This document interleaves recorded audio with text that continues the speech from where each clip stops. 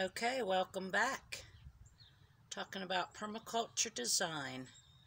Observing the patterns, responding from those patterns to the details. This video will be discussing zones 4 and 5. Zone 4 is kind of at the edge of where we live, the edge of the homestead. We would visit it infrequently, definitely. Takes a lot less management, not as intensive as the first 3 zones. If you had animals in pasture, this pasture would be considered your zone 4. And then there's zone 5, which is the wilds, which originally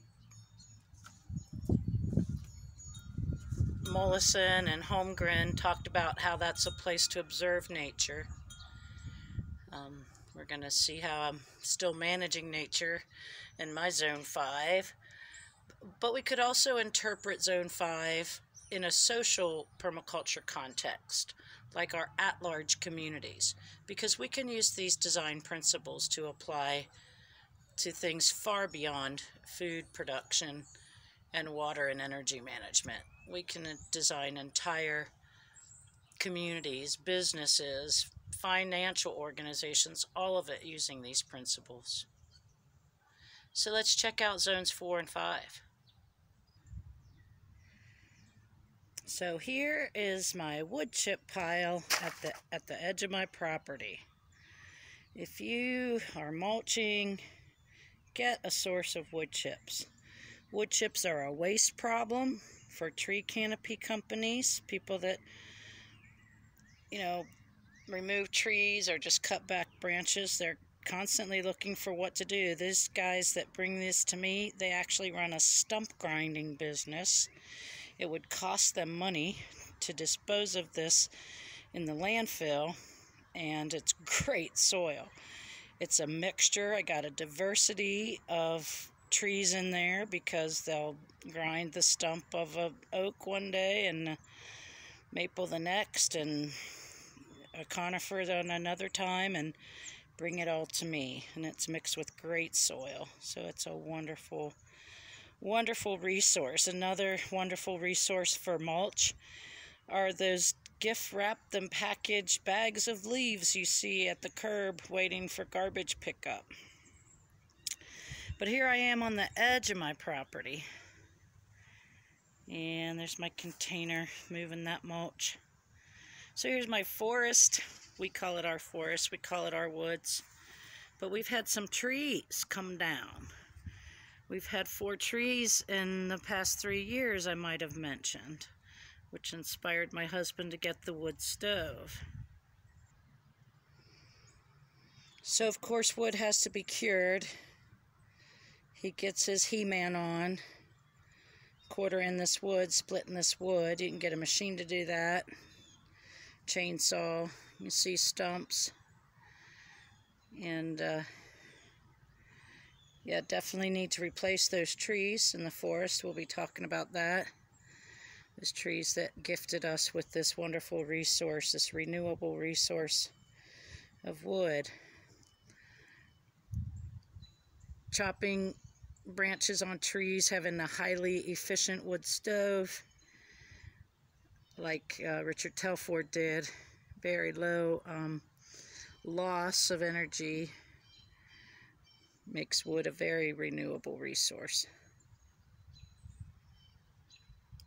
Here's another project in the works, our greenhouse. Had my son not bought his own house this past winter, this would have been constructed then. But we've got our old swing set wood. We've got these insulated glass panels. And we're waiting to build this greenhouse. I'm waiting, hoping that my husband and our son are going to get bored enough the next few weeks to actually get this up. We've been talking about it for a long time, but again, this is the south face of the property. That greenhouse area is behind me. That's our garage that the greenhouse will be up against. And here's the forest, again, from east to west, full southern exposure. And from November to April, we're just starting to get leafed out, but there are no leaves on this deciduous forest during those months, so we'll be getting full sun, at least on sunny days, into the greenhouse. So again, a greenhouse, obviously renewable energy, catching and storing energy. Just can't wait to get that. It shouldn't take long at all. We've been planning it forever. Design is the devil's in the details, right? That's what takes the time. We got to be careful not to damage the roots of this beautiful mulberry tree that's coming up the side of the garage. Is another important zone 4 thing for me, these mulberries, which fall onto the apron of our garage the first week in June. So up there's that mulberry tree that drops those berries that first week of June. All I have to do is spread a tarp, collect those berries for about a week. I get gallons of them, stick them in the freezer, put them on my cereal for the rest of the year. I just used the last of them just last week. So you notice our grungy garage door, again, all the rain, the algae stain from, this intense increase in rainfall and temperatures with climate change. So those are some things we need to tend to for the sake of our neighbors, being concerned about a property value. We'll probably trim down this evergreen, this yew, once the greenhouse gets in place, but it is nice privacy. So moving into zone 5, moving into the wilds, into the forest. You can see the stumps of trees that came down. And we'll talk about why some of that's happening. Of course, again, climate change, these soaking rains and the roots, some of these trees just topple right over because the roots can't hold ground anymore. It's so wet. But these, I think that one larger one was a long time ago. I think it had been struck by lightning that killed that. But again, these holes in the canopy are places we know we can replant trees to keep the forest healthy and thriving. So I'm going to talk about this book. This is the permaculture design I was going to base our class activities on in late March and April when I thought we'd be on campus. The Native Americans established the forests and the prairies that are in this country. They actually managed, even the Amazon rainforest is thought to be now, with recent history of pre-Columbian America, that even the Amazon rainforest is an artifact of human civilization because people planted those trees with their ecologic wisdom, knowing that it was how they were going to survive. So this book talks about Southwest Ohio. Its author lives in Adams County. And we were going to do some of this on the campus there, so perhaps future classes will still do that, and you can look out for that on the campus in years to come. I just wanted to show you his table of contents so you can see some of the particular species he's talking about managing that grew wild here in Southwest Ohio and that we can restore. And some of these I'll be moving into the forest, currently doing that, and in years to come. So I'm still getting a yield even though it's a wild space.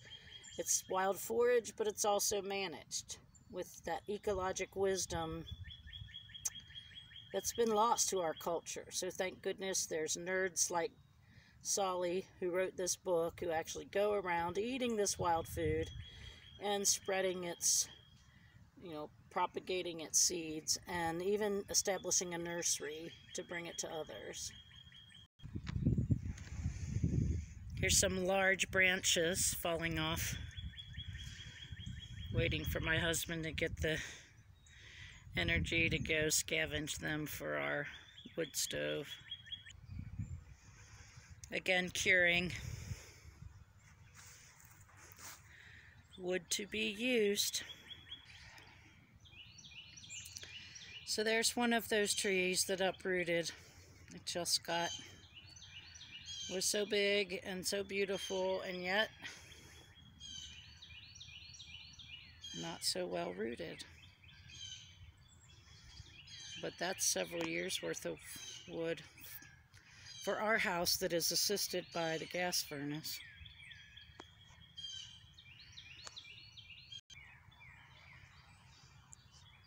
So here's a space, a clearing in our forest. And you can see there's some smaller trees here, some tiny new trees. And this is where I'm trying to get trees that come up in my yard rather than just dig them up, kill them, mow them over, transplanting them into the forest, especially things that are good for wildlife. Hackberry, walnut, hickory, and of course your oaks and maples. And then I'm starting to introduce the pawpaws, some native grape. See this carpet of this spring ephemeral. Call it marsh marigold, the yellow flower we saw in zone 3. Ephemeral just means that it lives for a day, and a lot of forest floor plants, herbs, are ephemeral. They quickly bloom, set seed, and then they just go away. They just disappear. You don't even know they're there the rest of the year.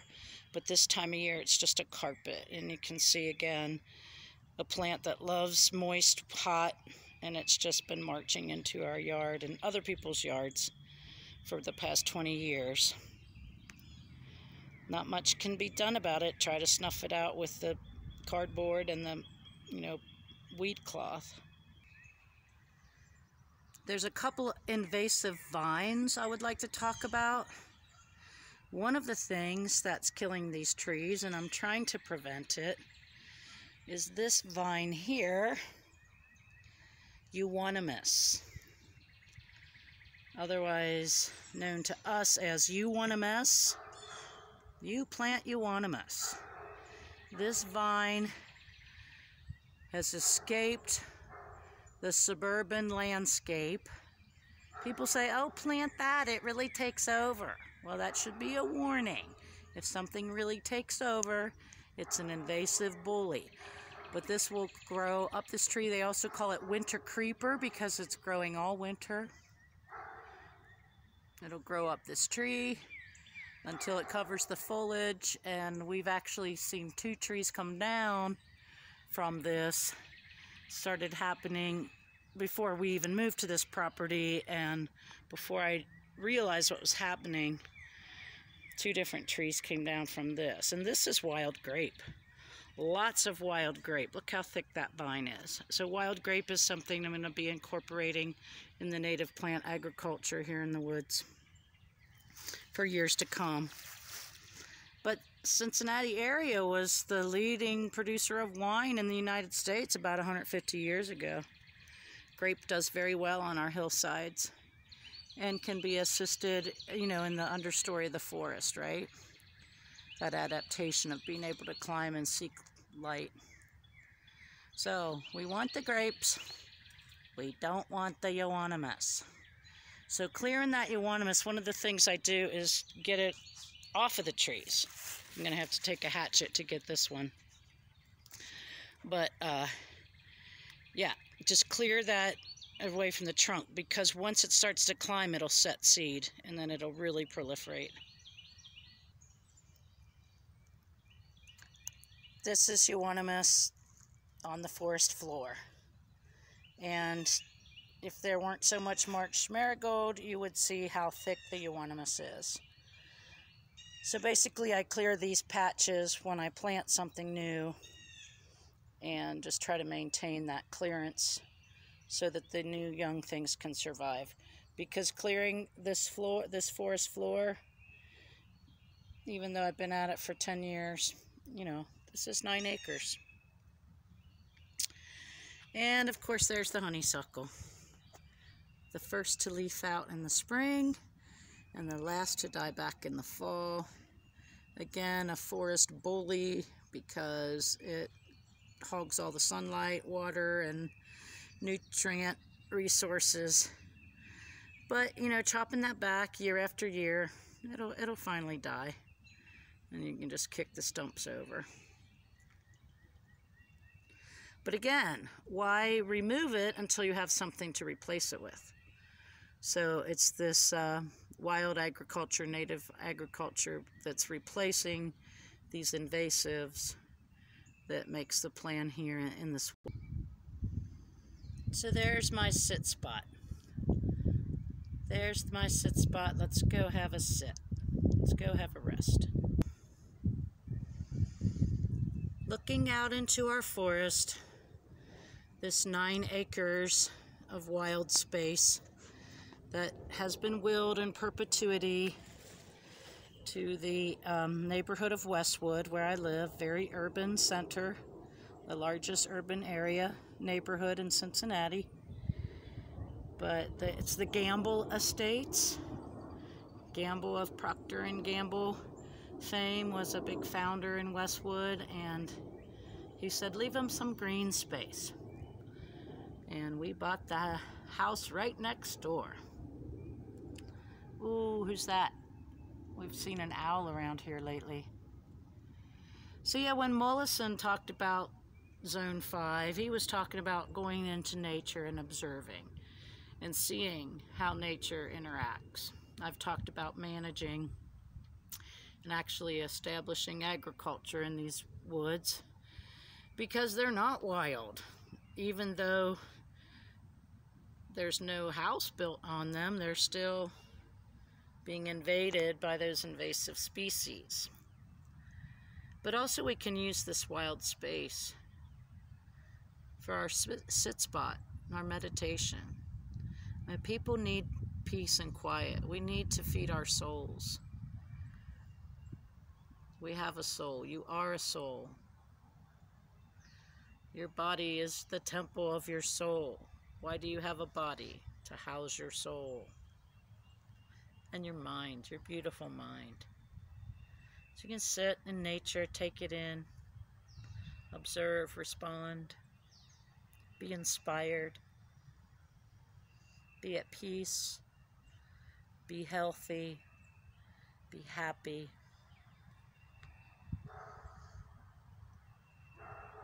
Make your time on this earth count.